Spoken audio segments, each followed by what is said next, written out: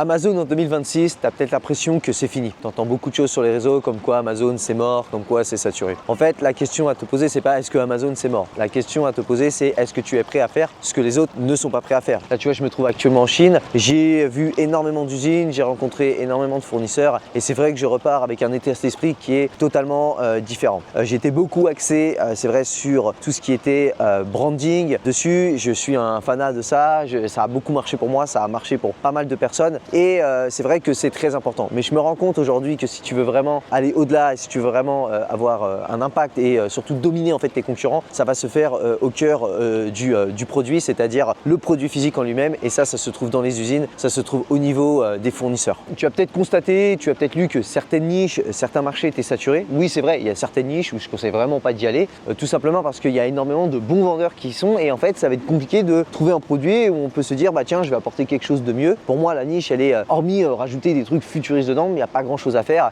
Et c'est sûr, si c'est pour s'attaquer à des produits qui coûtent 15 € à l'achat, faire la guerre des prix face à des gens qui ont déjà des produits avec, je sais pas moi, une dizaine de variations et en plus qui ont 4000 commentaires, ça va être très compliqué. Donc on va pas aller sur ces niches.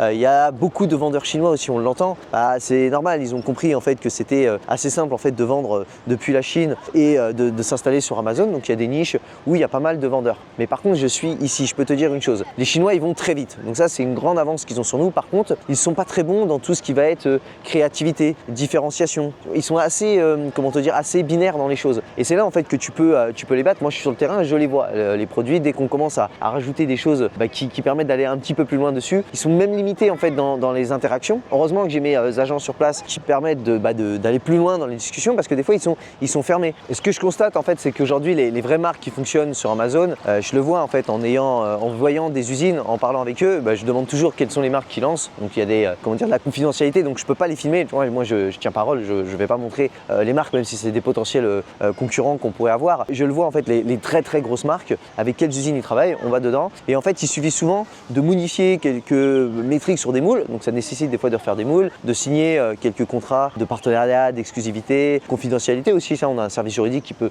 se charger de tout ça. Et je vois en fait que c'est ces marques là de façon qui ont une longévité en fait sur Amazon ou en e-commerce en général qui réussissent. Ça se trouve vraiment au cœur névralgique pour le produit, pour le coup c'est vraiment la Chine. Alors j'avais cette image, j'ai toujours importé mes produits de Chine. Je suis venu déjà en Chine, j'ai rencontré des fournisseurs. Mais cette année ça a été réellement un impact en fait ce voyage que j'ai fait parce que j'ai constaté vraiment que en fait c'était là la base. Donc en fait je vais recentrer un peu plus mes stratégies en mettant encore plus à cœur le sourcing et je vais le mettre en étape assez rapidement. C'est-à-dire que pour déblayer en fait les idées produits, donc pour pas non plus avoir 50 idées, on a des métriques qui nous permettent en fait d'éliminer des produits, mais tout de suite on passe au sourcing. Parce qu'en fait si au niveau du sourcing, ton produit, on voit que oui, sur les fiches produits des concurrents, oui les datas nous disent tel ou tel chiffre, mais qu'on voit que c'est un peu bancal, qu'on n'arrive pas à trouver la bonne usine pour vraiment avoir un partenariat qui permet à ton produit d'être bien implanté, en fait je vais plus facilement l'éliminer. Alors qu'avant j'étais plus souple au niveau du sourcing, tu vois, je me disais bon ça peut passer, on trouvera peut-être une autre usine plus tard.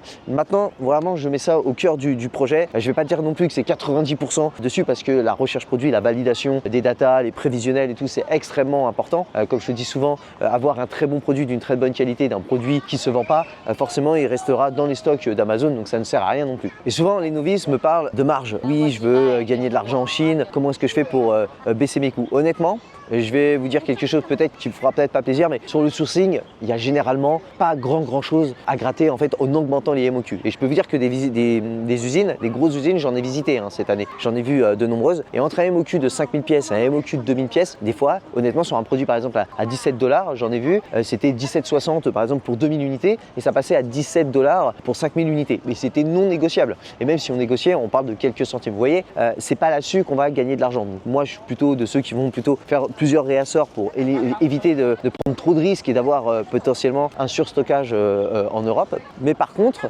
là où vous faites de l'argent, c'est sur la logistique en fait. Là, quand on commande beaucoup plus de quantité, c'est là-dessus qu'on diminue drastiquement les coûts. Et c'est pour ça qu'il faut avoir une chaîne d'approvisionnement en fait qui s'enchaîne de façon assez fluide entre le sourcing, votre qualité et la logistique, et vous n'ayez pas des saccades en fait où vous avez un agent d'un côté, vous prenez une autre entreprise qui communique pas bien et vous perdez du temps, votre contrôle qualité il est retardé. Résultat, vous avez un bateau, vous loupez en fait la date du bateau, vous en avez qu'un dans une semaine, 2 semaines, 3 semaines. Et c'est comme ça que vous prenez du retard et que il y a des frictions en fait sur votre développement et sur vos lancements. Sortez un peu la tête des Instagram et des TikTok qui vous montrent que des résultats et que le brillant en fait de soi-disant résultats, et plongez-vous un peu plus dans le terrain, dans ce qui est un peu plus brut. Intéressez-vous au mode de fabrication des produits. Regardez des reportages sur la Chine, sur les usines, comment est-ce qu'ils fabriquent, les chaînes d'approvisionnement, sur les matériaux aussi, comprendre pourquoi en fait il y a des produits, les prix augmentent parce que les matériaux en fait augmentent et c'est lié des fois à des conflits géopolitiques. Tout ça, ça influence en fait le coût de vos produits et potentiellement vos marges. Intéressez-vous à la culture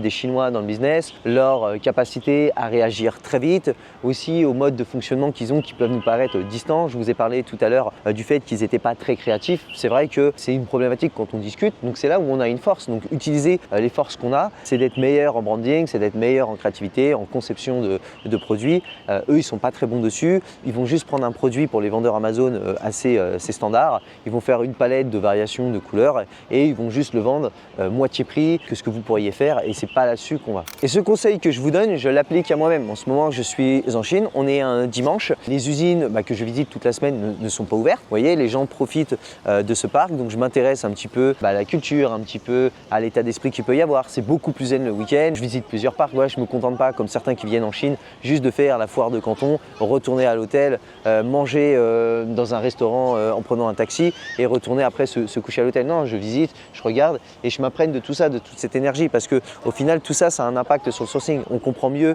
leur culture, on comprend mieux comment ils fonctionnent, et après pour communiquer même avec les agents que j'ai ici en Chine, il y a de meilleures interactions. Cette vidéo, c'était pour refaire un focus sur pour moi ce qui fonctionne dans l'avenir sur Amazon, se recentrer sur le cœur du sujet, le sourcing, le produit et sur la Chine. En tout cas, j'espère que cette vidéo vous aura apporté de la valeur. Je vous incite à regarder toutes les vidéos que j'ai faites en fait sur le sourcing, sur la vente Amazon ici avec mon équipe qui est basée en Chine. Donc n'hésitez pas à liker et à vous abonner à la chaîne. Moi, je vous dis à plus tard dans une prochaine vidéo. Ciao!